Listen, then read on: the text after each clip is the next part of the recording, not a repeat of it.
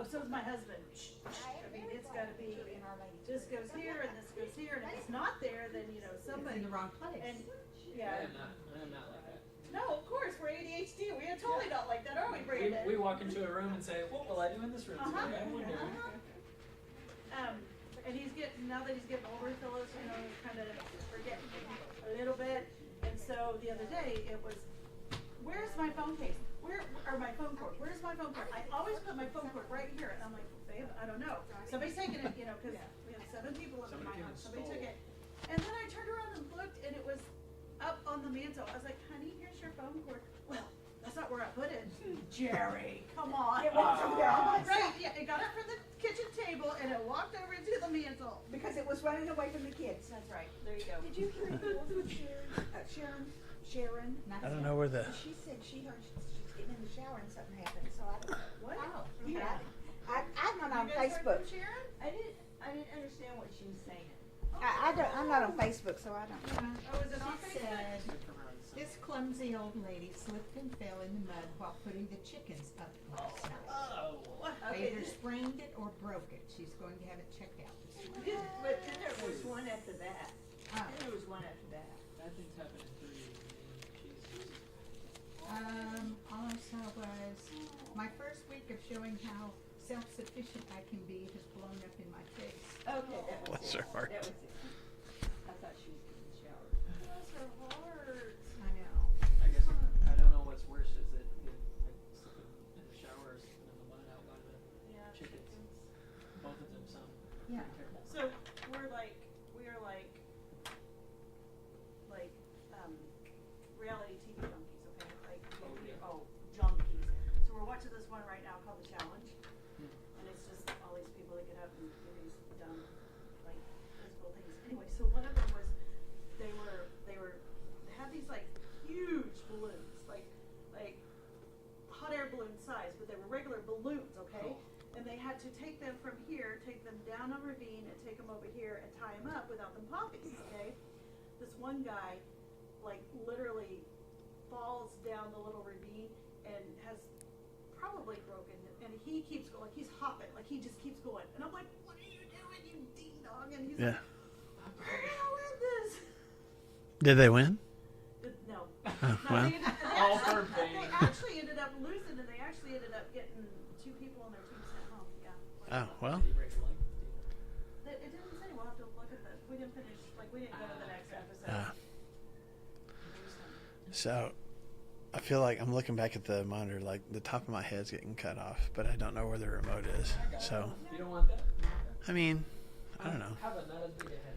It makes me feel like my forehead doesn't end. It just, it just keeps going. Like Frankenstein. I mean, sorry. So, okay. Glad everybody's here today. May have a few more coming in. If Linda comes in and sees Brandon sitting there, she may, I don't know. Seriously, she may not know what to do. Thank you. That's fine. Thank you. I was like, it's right here. So, thank you, Brandon. I'll just be really kind. Thank you. Yeah. I missed being with you guys a couple weeks ago, and now my mind is blank as to why I missed. I can't even remember now. What was I doing 2 weeks ago? Oh, yes. Yes. My very good friends had a tree fall on their house, and so I was there helping to clean that up. So, and then last week, Sharon's husband, Earl, had passed away, and it was just going to be hard to try to have class and the funeral all at the same time. As a matter of fact, we asked the homeschool group that is currently meeting just to take the day off because it would be a lot of cross traffic with them. So yeah, I think they're all right. I think they're okay with it. So anyway, it's been a couple weeks since I've been with you guys, so I'm glad to be back. We started a study of 1 Peter, and so that's where we're going to be. So if you got your Bibles, your Bible apps, it's all the way towards the end of the Bible, and that's where we're going to pick up. Now, it's also, we are a week and 2 days away from Thanksgiving. Are y'all excited? Yes. Yeah. I'm No, by myself. I'm excited about it. Yeah, exactly. It's like one of the best things about Thanksgiving is eating. I read a thing today, and I don't know what the answer. I didn't Google it because it was in something I was reading. So I don't know what the number would be for females, but for males, the estimate is somewhere between 3,500 and 4,500 calories is what people are going to consume on Thanksgiving Day. So for males, it would take 10 hours on a treadmill to burn off the calories that you're gonna. Oh, that's that what you're you're gonna be gonna. doing Friday? Yep, Friday I'm gonna be in 10 hours on the We treadmill. have Black Friday because the women go out and just Burn those calories off. Black Friday. But now the Black Friday stuff is already happening. They started like 2 weeks early. Yeah, yeah. But you know what? That's kind of what they've done to Thanksgiving in general. That's one It's just made it about Black Friday. they made it about Black Friday, and they made it about let's just skip it. And I mean, as far as people are already playing Christmas carols Oh, that's true. and stuff That's like true. that, it's like they don't remember. And there's more people with lights up than not in some neighborhoods already. And, Yeah. Hello, Thanksmas. Yes. yeah, but they do Hello, have Thanksmas. fun, so That's right. That's what bothers me. Yeah. No, as soon as at least in all the Walmart stores, as soon as Halloween was over, Oh, even Like- before.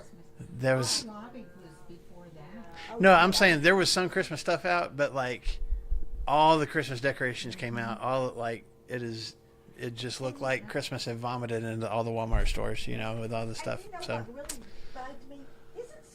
Is Scooter's owned by a Christian? Someone told me that. Scooter's Coffee? Yeah, somebody I told think me so. that. Okay, somebody told me that. I don't know. Somebody told me that. I know Heroes is. And so is Seven Brew. But anyway, I was just like, the Sunday after when we drove through to get Drew's coffee, Mm-hmm. they had already changed from the fall menu to the Christmas menu. Mhm. Because fall ended for them on Halloween. Halloween, They yeah. said the day after Halloween we had to have all the fall stuff gone and have the Christmas stuff out. And I was like, even coffee? Yeah. Come on, people.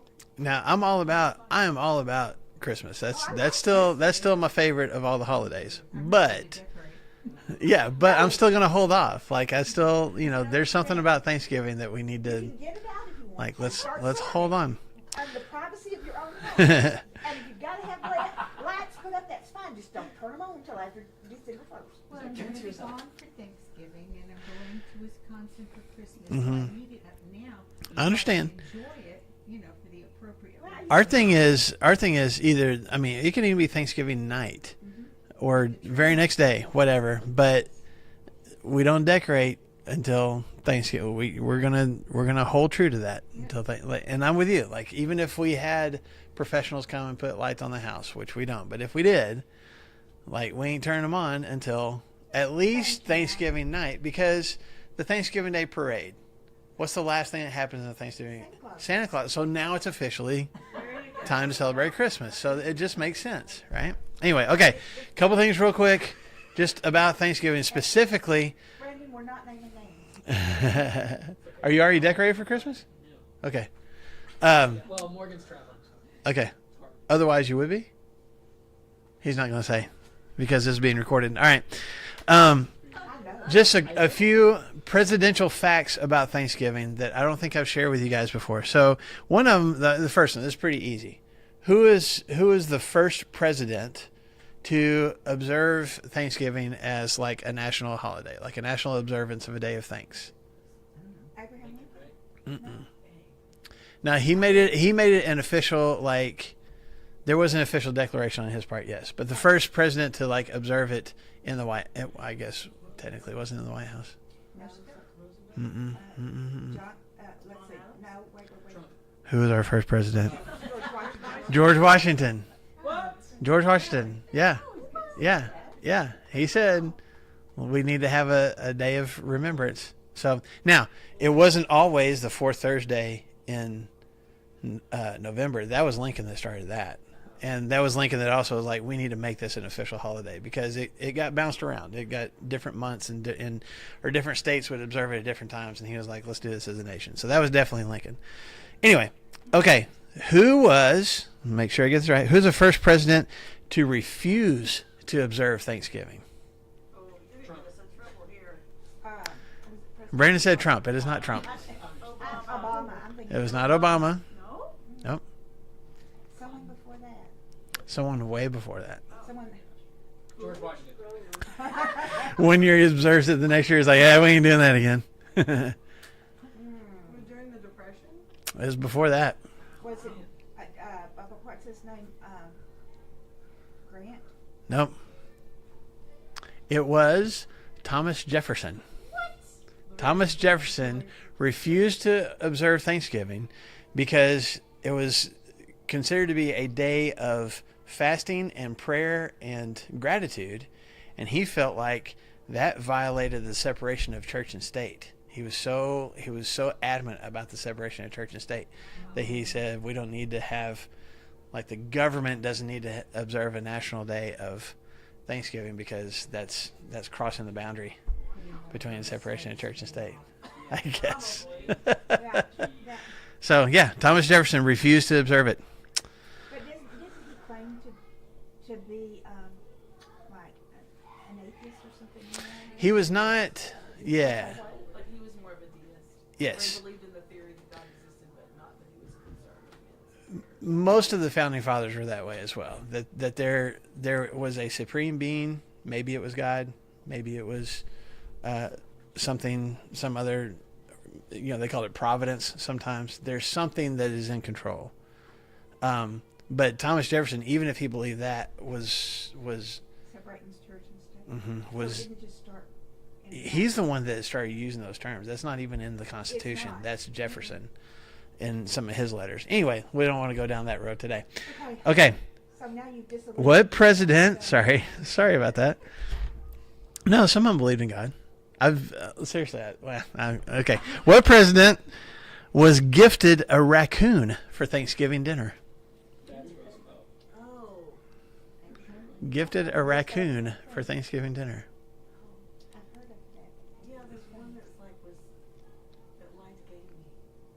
Theodore And Roosevelt? this no, She said his- "God gave me." Calvin Coolidge. Calvin Coolidge, Silent Cal.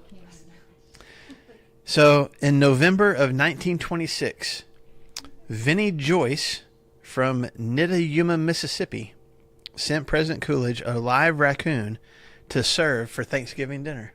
Alive, not a dead one. Not a dead one, a live one. Shipped it to the White House and said, "This is for you for Thanksgiving dinner." Somebody from Mississippi said, "This is a good idea. I'm going to send."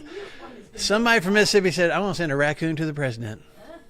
So instead of putting it on the menu, Coolidge adopted the raccoon as a family pet and named it Rebecca. Rebecca raccoon? So there you go. There was a raccoon in the White House when Coolidge was there. The pet raccoon named Rebecca. Okay, I told you I was going to do very many of these. Here's one more. Which president started the tradition of granting a presidential pardon to a turkey every year? Do y'all know that they do that? Yes. Okay. Yeah. Who started that tradition? I've answered Roosevelt. It is not. None of these is Roosevelt. So just I'm gonna say Roosevelt. okay. You're wrong. Now, what did you say? It was a turkey that what? Pardon. Pardon.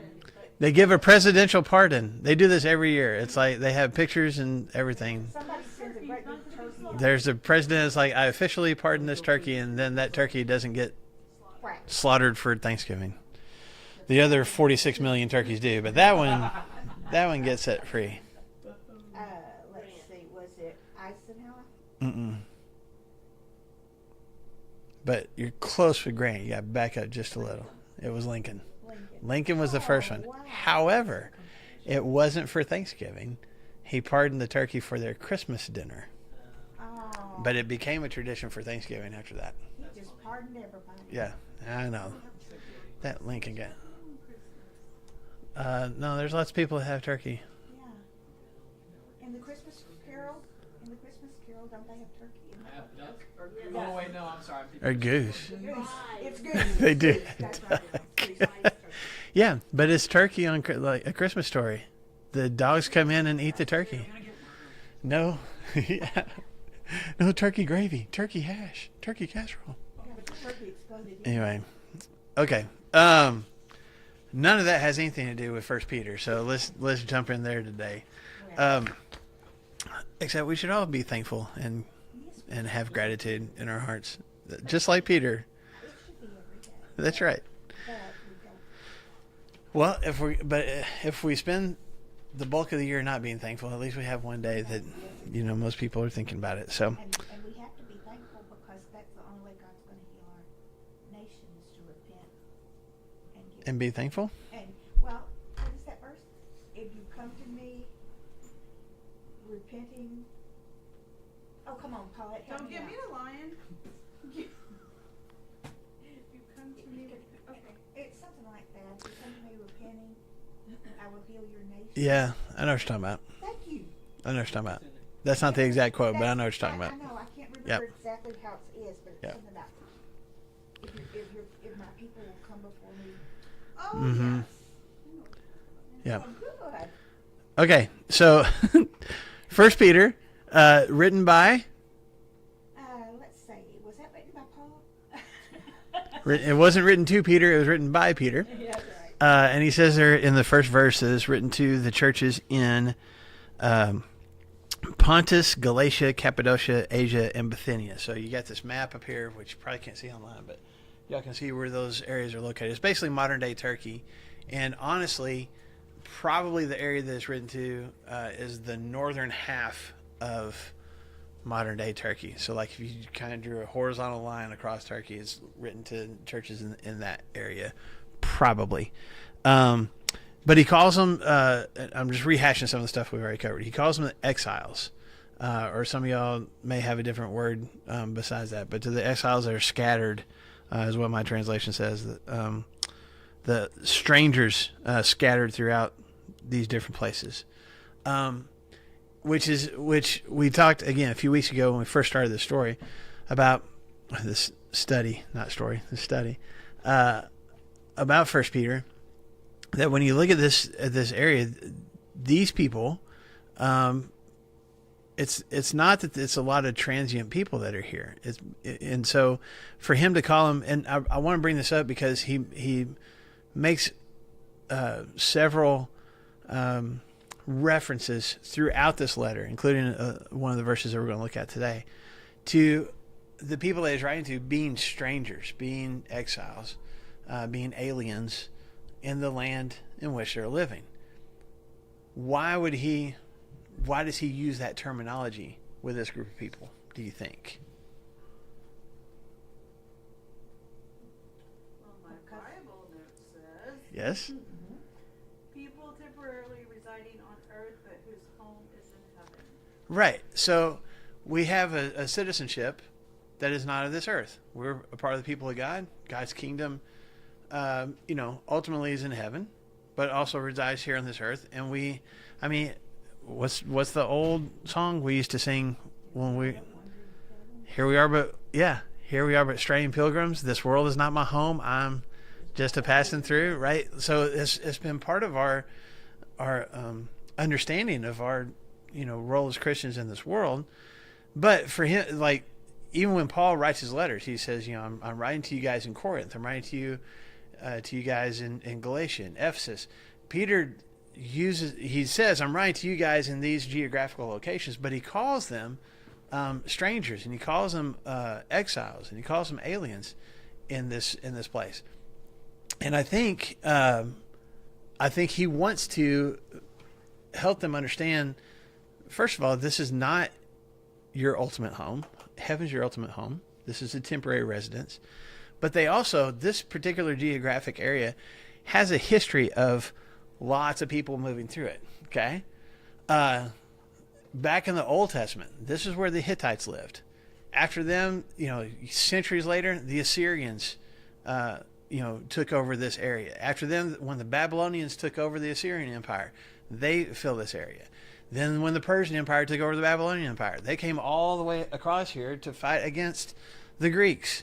You've heard of the 300 at Thermopylae, right? The Persians had come all the way across here and were fighting against these guys in Greece. Then the Greeks turned the tables and started taking over the Persian Empire. So they have moved into the area. And then after them, the Romans came. And so there's a lot of different cultures that have come through here, and a lot of different ethnic backgrounds that are represented in this particular area. And I point that out because, you could say the same thing about, the Jews living in Palestine at the time, in Judea and Galilee and stuff like that. But throughout all those empires, except for the time that the Babylonians took them away for a few years and then the Persians let them come back, even when the Greeks took over, even when the Persians took over, even when the Romans took over, they still kind of occupied that particular, it was still predominantly Jewish people in that area. Does that make sense? In this area, you got lots of different people who have come through over the years, who have brought lots of different religious beliefs, lots of different religious traditions. And now what are they? At least the group that Peter's writing to. Now they're Christians. So you got Jewish people that are here, but you've also got people who believe in Greek and Roman mythology. You got Eastern religions and Zoroastrianism and all that kind of stuff coming over from Persia. You got all these different beliefs. And so when he writes to Christians in this area, he's like, I recognize you guys are you're kind of on your own out here.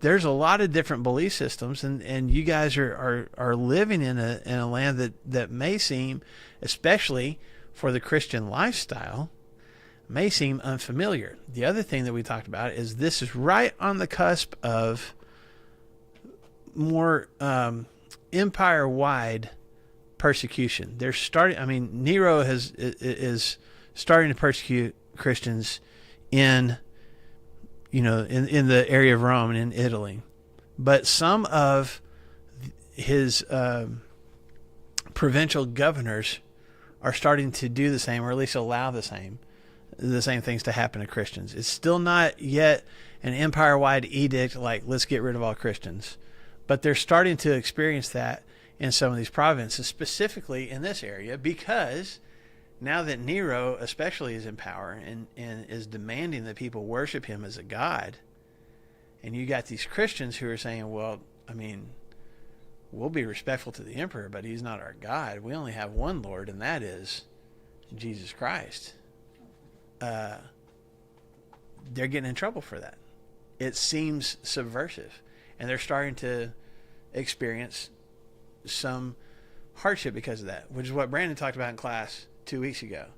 Was we got this hardship that these guys are starting to deal with, and some of it's persecution, probably some of it's other physical issues, but Peter says in the first part of 1 Peter chapter 1, yeah, you're going to have problems, you're going to have struggles, but that's okay, because it's going to prove that your faith is genuine. If you hold on to your faith, even when it's tested by fire, you come out on the other side of it and realize, okay, that was real. My belief in God and my trust in him and my hope in him, that's real. Okay? This is a really quick summation of our introduction into this letter. All right? Yes, ma'am. Go ahead. In light of what we have been discussing, Uh-huh.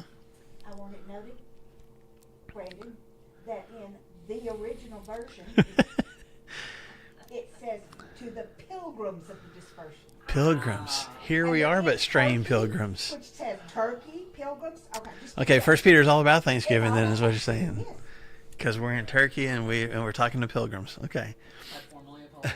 Thank you. Go home and take that notes. And I will say this side note, just the Bible geek in me.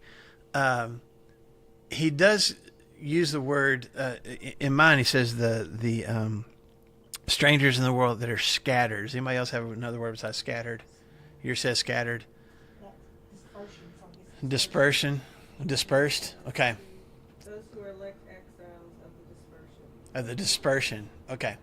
So that can be, and I think it is, a reference to what happened to the church when Jewish persecution started back in the book of Acts. Okay? So real quick, hold your finger there in 1 Peter, but go to Acts chapter 2.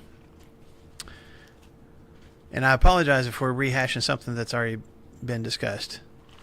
But in Acts chapter 2, the Holy Spirit comes on the apostles and the disciples that were in that upper room for the first time. They come walking out, and they're all able to speak in tongues. Y'all remember this part of the story? Okay? They all miraculously can speak in languages that they don't have any training in. All right. It's at Pentecost, which is a important Jewish holiday. And it's not just the residents of Jerusalem that are in the city of Jerusalem. It's Jews from all over the place, right? So we get a list. Look in chapter 2. We'll start in verse 7. Utterly amazed, they asked, are not all these men who are speaking Galileans? Then how is it that each of us hears them in his own native language? Now look at verse 9. Parthians, Medes, and Elamites, residents of Mesopotamia, Judea, and Cappadocia, Pontus, and Asia, Phrygia and Pamphylia, Egypt, and parts of Libya near Cyrene, visitors from Rome, both Jews and converts to Judaism, Cretans and Arabs. We hear them declaring the wonders of God in our own tongues. Okay, so there's at least 3 places that are listed there that you see here in 1 Peter chapter 1 and verse 1. Okay, you got at least Cappadocia, Pontus, and Asia. So there's East of Pontus and Cappadocia. So I gotta turn and look at the map. Cappadocia here, Galatia here, Pontus and Bithynia. Matter of fact, at one point, this was all one province, and they split it into Bithynia and Pontus. But they're both border the Black Sea there. Galatia comes down. It's kind of this long province that comes down. And this is the area that Paul actually preached in, the southern part of Galatia. This would be northern. They assumed the northern part that Peter's writing to. And then Cappadocia is over here. Asia includes all the way over to Ephesus, but probably just this part up here. Weird. Yeah. So that's what I was saying. What Peter is writing to, if you just took a marker and drew like right across here, he's writing to the northern part of modern day Turkey. Yeah. So Asia at that time took over a lot further Right. west than they are today, right? Yeah, the Roman Empire called this Asia. Okay. And I'm not sure historically where the other part further east, when you get into India and China and all that we know is Asia today. I don't know if they were both called that or what. Came from the east, was that probably Asia, or was it further? They probably came from the area of Iran, maybe Iraq, somewhere around there. Which would be further east over here. Yep. Thank you. You're welcome. So, see, this is my own fault for Bible geeking too much, but so those people are in town, but then what happens? Well, some of them went home on their own, but what do we know about the church when it first started? When Peter preached that first sermon, how many people were baptized? 3,000. You go to the next chapter, or I guess, chapter 4, the numbers increased to 5,000. These people that come into town for Pentecost aren't going home. They are so full of the Holy Spirit and being connected with each other. And this is why you see the church selling property and giving money to help the poor. Well, some of those poor are people just from out of town that want to stay, but they don't have a place to live. They don't have a way to support themselves. And other Christians are making that happen. Does that all make sense? Now, you get to Acts chapter 7. There's a guy named Stephen who appears in front of the Sanhedrin and basically lines out why, not only why Jesus is a Messiah, but why they're, in essence, stubborn idiots for not believing in him, and he gets stoned to death. That's a really quick summation of that story, okay? And in chapter 8, the very first verse in chapter 8 says, once that happens to Stephen, persecution hit the church. This is when Paul and other people, or at the time of Saul, started attacking the church. What do Christians in Jerusalem do? They scatter, okay? And they start heading, they're down here in Jerusalem, but they start heading north. Well, where are some of those people originally from that we found out in Acts chapter 2? Cappadocia, Pontus, Asia, right? So, because of that persecution, they end up making their way back home. So, we don't know for sure if maybe Peter had visited some of these churches that he's writing to. We don't know for sure. As far as we know, Paul never got into this area. He came across this part, but never got up here to the north, as far as we know. But these people that Peter is writing to have probably, at least some of them, have probably been Christians from the beginning. I mean, they're, at least 30 years into this now. We would consider them like veteran Christians at the time. They've been through a persecution already. They've been through struggles. But what happens a lot of times with just the passing of time? You start to lose your passion. You start to lose your enthusiasm. You start to wonder if this is really worth it or not. We talk about Jesus coming back, but he hasn't come back. We talk about, I'm going to get rewards from God, but I don't feel very rewarded right now. I'm struggling. And this is why Peter writes the letter. Okay? And why, again, what Brandon led you guys through a couple weeks ago, it's just like, yeah, there's hardship, there's trouble, and there's going to be more of it. But that's okay. Hold on. Prove your faith to be genuine. Now, that was a long way to get to what I want to share with you, what I want us to focus on today. Okay?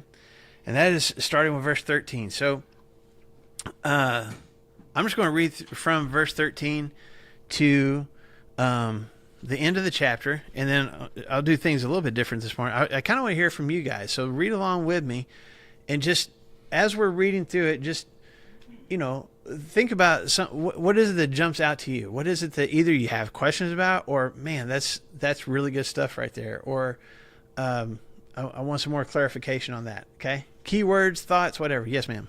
How long had Rome? It was before Christ. Mm-hmm. Was controlled over that, right? Yes. How long had they been in control of this area? Yeah. Julius Caesar was the one that kind of took it over. So you're probably looking at to this point when Peter writes this letter, this has been under Rome's control for at least, I would say, 75, 80 years. Does that help? Yeah, and when did they lose it? When did Rome lose the control of it? Oh, it'd be Way up, right? yeah, a couple hundred years later. Yep. Good question. Okay, let's start with verse 13. Therefore, prepare your minds for action. Be self-controlled. Set your hope fully on the grace to be given to you when Jesus Christ is revealed.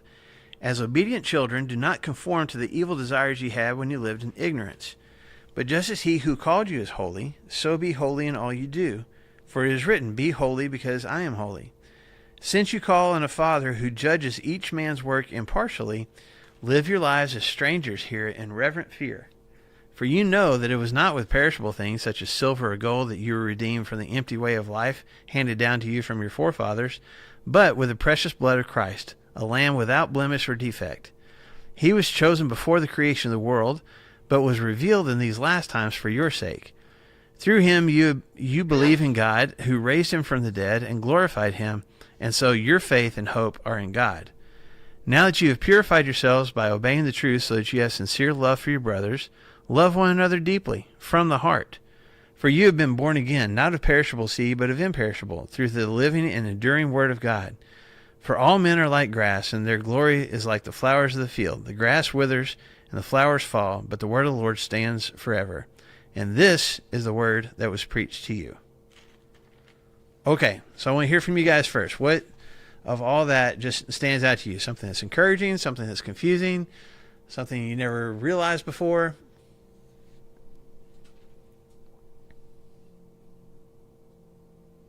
And I love that we can rest our hope fully upon the grace.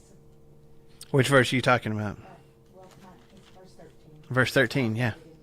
Okay. Rest your hope fully upon the Mm-hmm. grace that is to be brought to you. Yeah, set your hope fully on the grace. Rest. You just says rest yours on the grace that is given to you when Christ Jesus is revealed. So why does that stick out to you? It's like a warm fuzzy. Mm-hmm. Knowing that the grace is gonna, it's there. For Mm-hmm. me. And it's going to sustain you. And it's what's gonna help me through it, and it's what's gonna take me home at the end. Yeah. Yeah. Very good. Anybody else? I like 15 and 16 Mhm. to be holy. We are Yeah. set apart. Yes. So be holy. The one who called you is holy, so be holy. And what just in your mind, what does that conjure up being like, I'm called to be holy? What does that mean? Mm-hmm. from the world Mm-hmm. There's because I belong to him. yeah, there's something different about me because I belong to Him. Mm-hmm. Good. Paulette, what were you gonna say? Verse 23, you have been born again, not of perishable seed, but of imperishable, Yeah. through the living and enduring word of God. Mm-hmm. I'm sure I've read it before. I know I've read it before. Just knowing that being born again into Christ and into that purity in that, Yeah. and not through natural birth. It's a brand new birth, but it's not like a. That reminds me of, we're all born into sin, and Mm-hmm. It's also interesting. I mean, who was the one that even talked about that concept of being born again in the first place? It was Jesus, right? In his conversation with Nicodemus. And here's Peter, one of the inside guys in Jesus' inner circle, that's using some of the same phrasing here. Like, you guys have been born again. Like, 30 years later, 30 plus years later, he's still using the same phrases to get the same concept across. Mm-hmm. Anything else? And don't feel pressure if there's nothing that jumps out at you. I just wanted to give you guys the opportunity before I tell you all my think-sos. Before you tell us how it really is. Yeah, that's right. That's right. Anything else?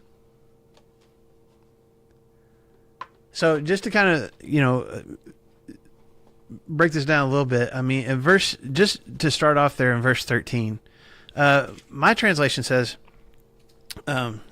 therefore prepare your minds for action. So you might have a different phrase there.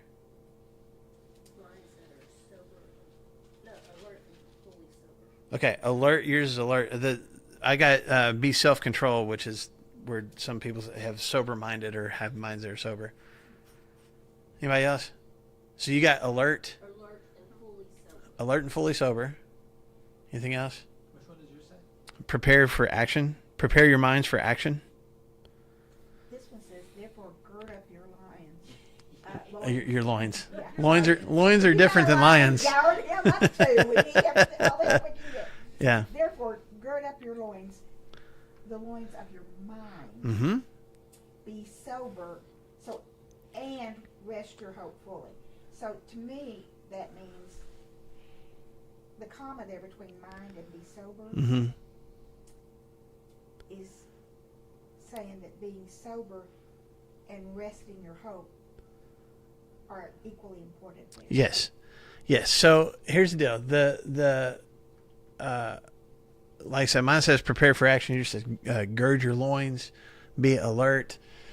The Greek word there, and this is the only time that this Greek word is used in the New Testament, and I didn't write down the actual Greek word, but it's the only time that it's used in the New Testament. It's used several times in the Old Testament, but it would be like girding up your loins. That's not a phrase that it's an odd phrase, and it's like, what are we talking about? What are we girding? It's just kind of odd. So again, think about, especially in Jewish culture, in ancient times when everybody's wearing these robes. Well, when I'm getting ready to go to battle, or when I got to do some heavy labor, like just this long robe doesn't allow a lot of maneuverability. So there was this whole process where you would, at least the guys, I'm sure girls would too, but you would lift the bottom of your robe up above your knees, pass it between your legs, and then kind of bunch it, into two handfuls behind you, pull that around, and either tie that in a knot or tuck it in your belt. Okay? And now it looks like you got shorts on. But now you're ready to move. And so, especially when they're going into battle, I'll give you an example of this if you remember, and you can look it up later if you want to. In 1 Kings chapter 18, when Elijah is done with the contest on Mount Carmel, the fireball has come down from heaven and destroyed the sacrifice, and he has killed all the priests and prophets of Baal, and then he goes and starts praying for God to let it rain on the land again. Do y'all remember this story? If not, it's in 1 Kings chapter 18. There's a cloud that starts coming, and it's like, it's going to rain. And it says that Elijah girded up his loins and outran Ahab's chariot all the way down the mountain and all the way back into town. Okay? Well, that's what Elijah did. He did this whole tying up of his robe to have freedom of movement so he could run. Okay, so this is the phrase, this is the word, and again, this is the only time in the New Testament that this particular word is used. Peter uses that concept, but he doesn't say gird up your loins so that you can run. What does he say? Gird up. He uses that word, but he talks about it in the context of what? My mind. I think that Peter, like, if you stopped in the middle of battle to gird up your loins, you're a dead man. Like, you ain't got time. When do you get prepared for battle? You prepare for battle ahead of time, right? You know the battle's coming. I know I'm going to have to run. I know I'm going to have to move. So I'm going to go through this process ahead of time.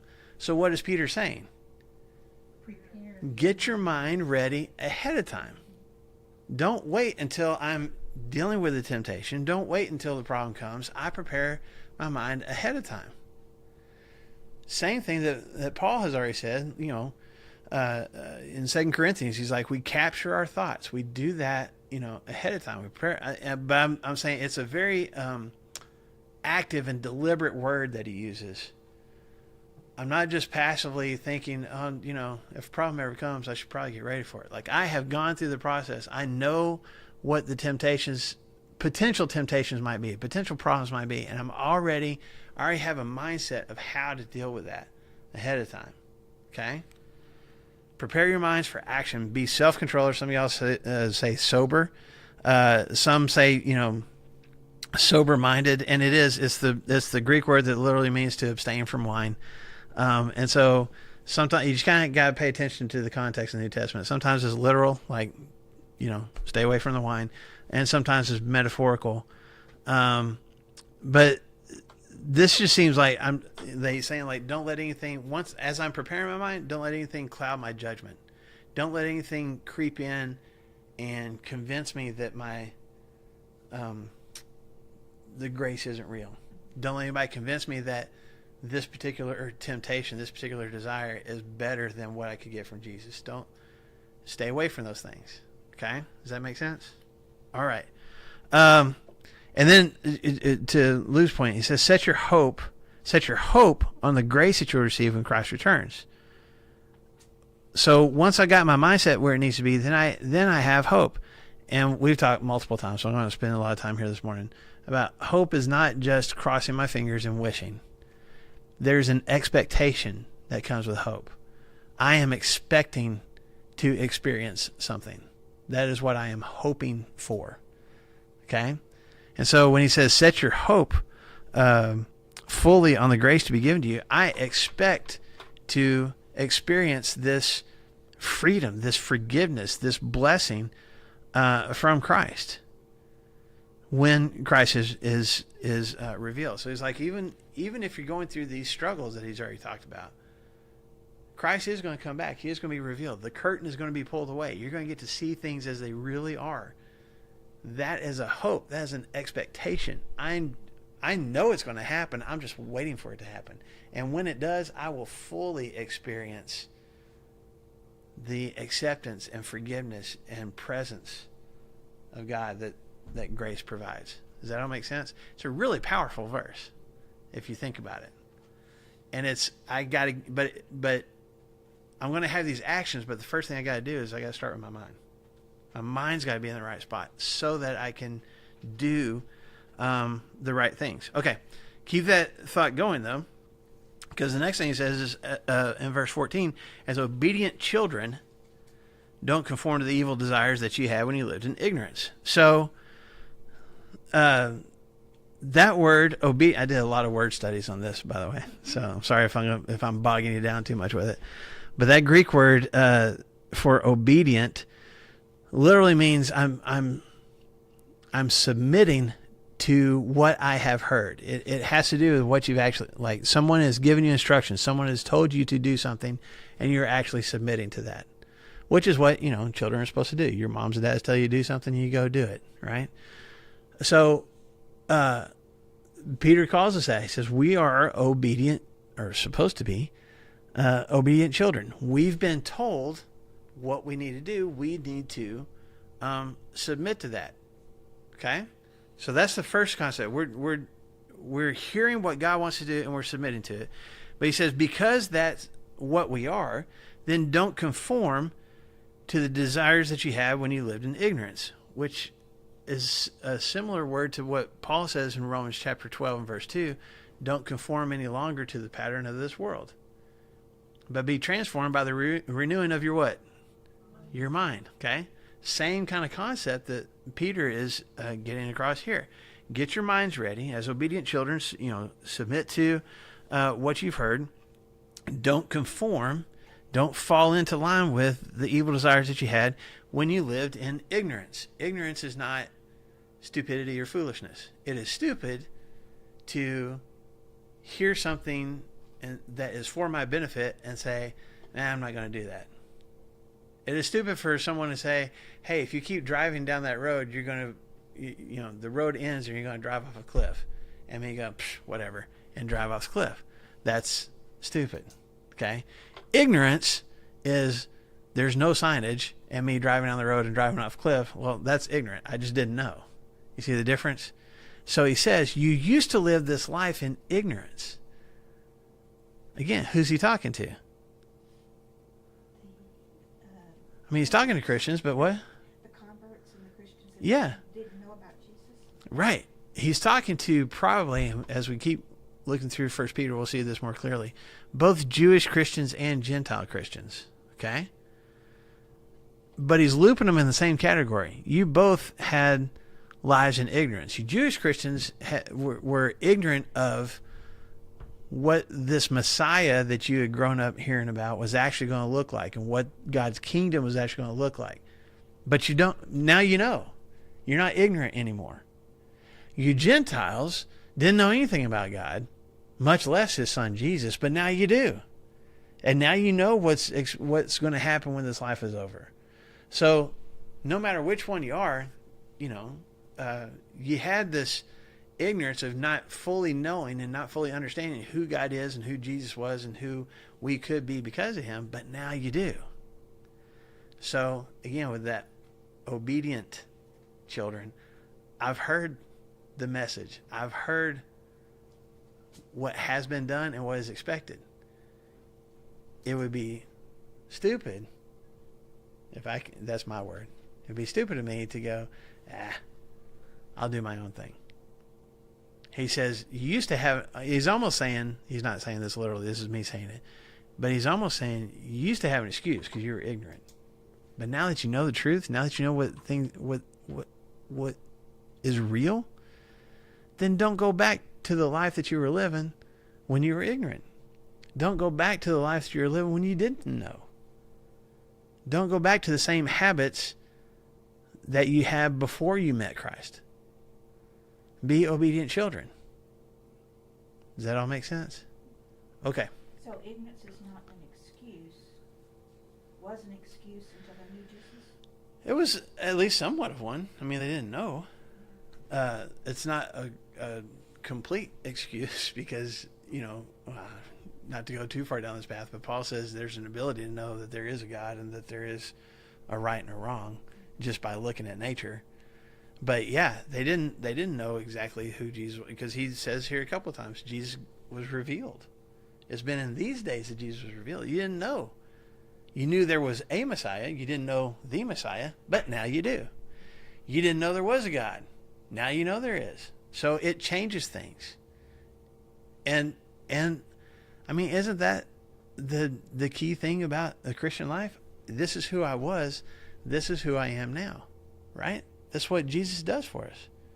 So all Peter is saying is, don't go back to that. It would be very tempting to. Don't do it. Don't go back to who you used to be, because that's not who you are anymore. Okay? Gotta keep going. All right. Did they know, though, if they became Christians, that the persecution was in full swing? No, they wouldn't have known that ahead of time. And some of these people were experiencing persecution. I mean, again, some of these people had to run for their lives from Jerusalem years before. So some of these people that Peter is writing to have always experienced persecution, but mostly from Jewish people. I mean, that's where Paul experienced most of his persecution until, Nero ended up persecuting the Christians in Rome. But when we read about persecution in the New Testament, most of that is from Jewish people who are arresting or mistreating or killing Christians who are believing in Jesus as Messiah and consider that blasphemy. Okay, who had the arena and the lions come out and kill? That's all. The lions killed the Jews. Mhm. The Christians. Yes. Is that Rome. Nero started that in Rome, okay. and then that started, and that was probably hadn't started or was about to start right when Peter is writing this. Okay, So it hadn't hit this area yet. okay, so you got both. You've got persecution from the Jews, and you got persecution from the Romans. From the Romans, yes. Yeah. Caught between a rock and a hard place. Yeah, and that's kind of what Peter is preparing these folks for. Is you've had persecution. It's been mostly from Jewish people. It's going to get worse. He's kind of preparing them for it. And what would be the temptation? What's part of the purpose behind the persecution? To get you to, yeah. If you, I mean, go back to the lifestyle that you used to have. We'll leave you alone. Believe like we do, and we'll leave you alone. He wanted to go back to being sinful. Yes. Doing whatever Yeah. heathens or whatever did. Right. Or even for the Jews, come back to the old Jewish practices. Forget this Jesus thing.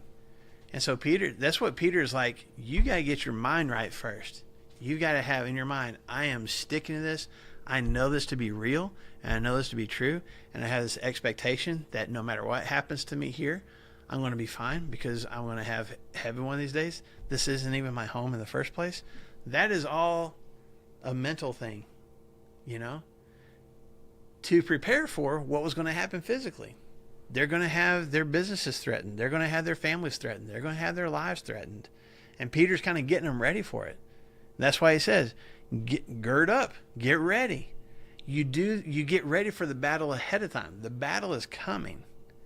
Get ready for it. So, back in Hitler, Mm-hmm. okay, with that, the Jews, present day, Mhm. in the 40s or whatever, they Mhm. wouldn't have read, they wouldn't be reading this. No. Okay.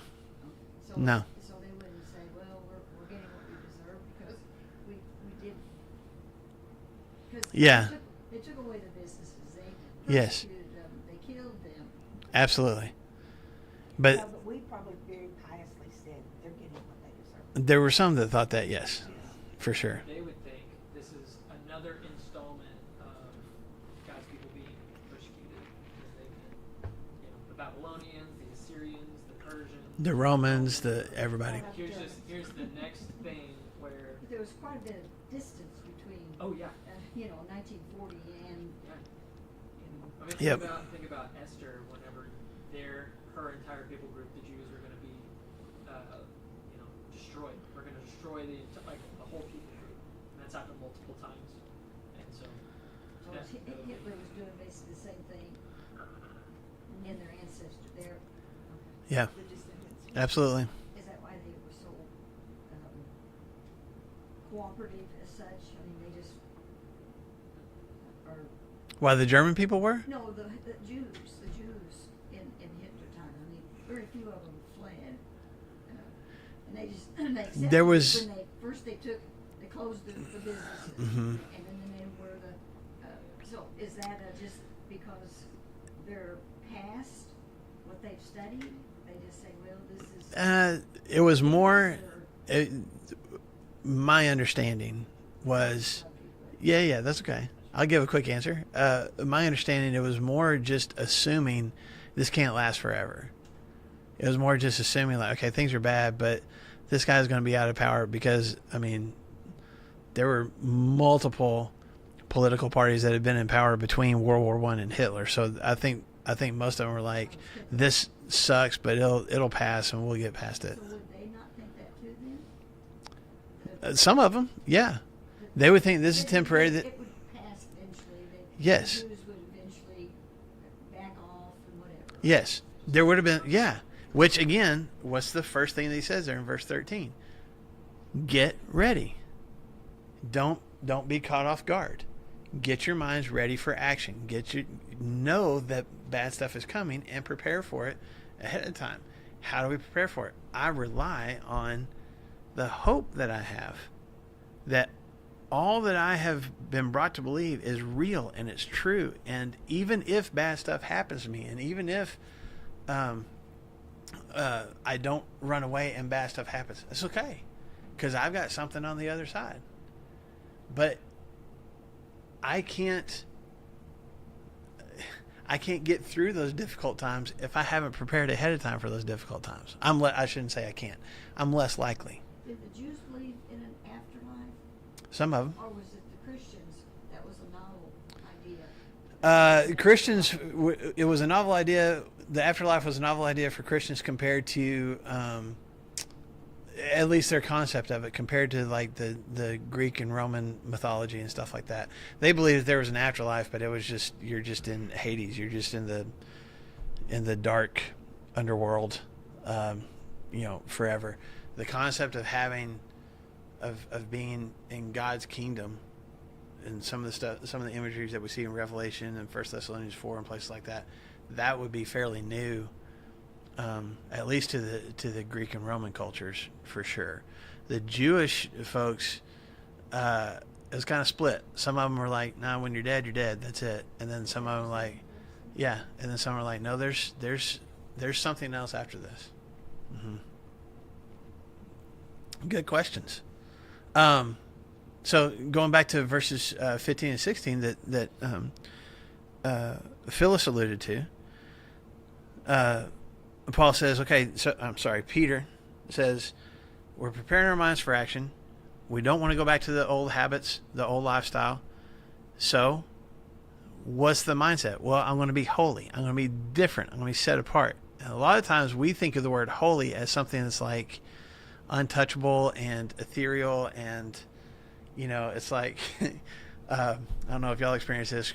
Christy's grandma, she has a vivid memory of this in childhood. That Christy's grandma, when they would go to her house for Thanksgiving or Christmas, like the plastic that you used to cover couches and furniture with, like her grandma would pull out the plastic to put on the furniture when the grandkids are coming over. It's like, "Hello, my grandkids, don't touch the furniture." Just like if and there were things like, don't touch. You can look, but don't touch. And I think that's what we have a mindset of, things that are holy. And it kind of fits when you think about, like, in Jewish worship in the temple and the tabernacle, there were these, you couldn't touch the Ark of the Covenant, and only priests were supposed to touch the altars. Because they were set apart. There was something special about them.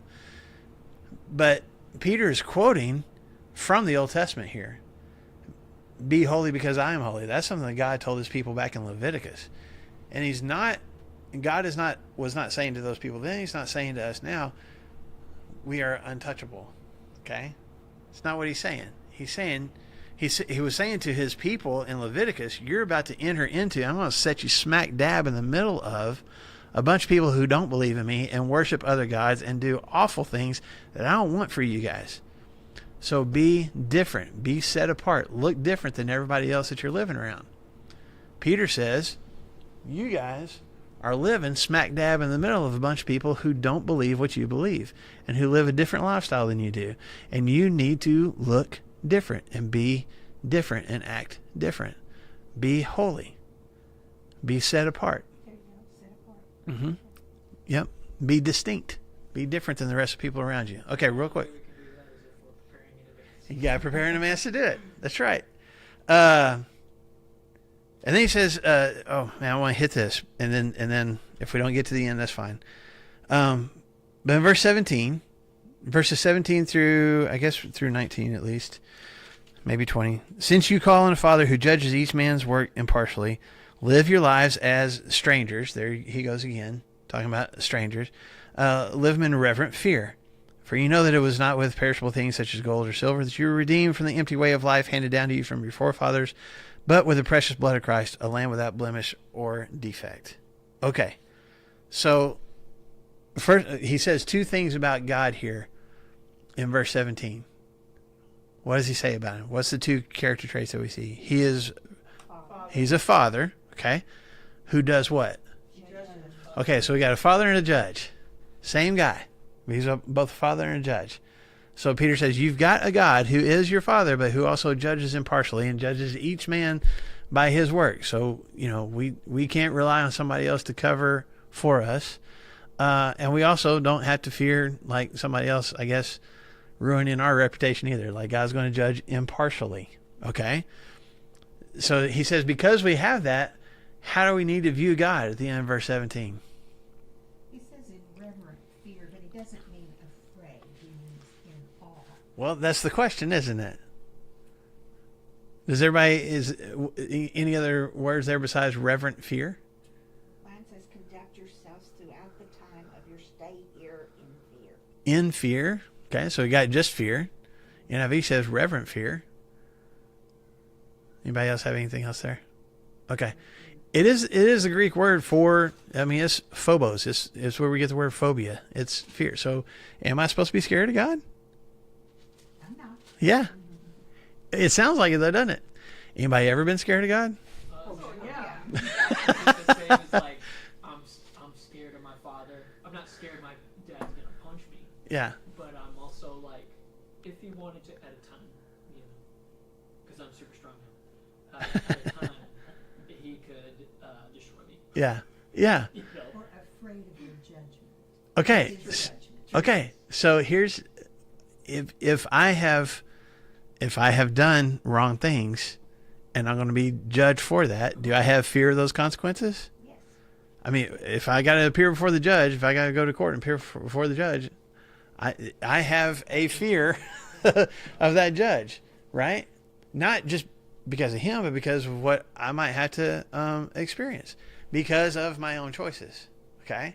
So there's part of it where Peter's like, yeah, he's going to judge us and he's going to judge us impartially. You can't bribe him. He's going to judge us based on our actions and our attitudes. Have we gone back to these desires? Have we lived holy lives or unholy lives, right? He's going to judge us for that. Is that a scary thing?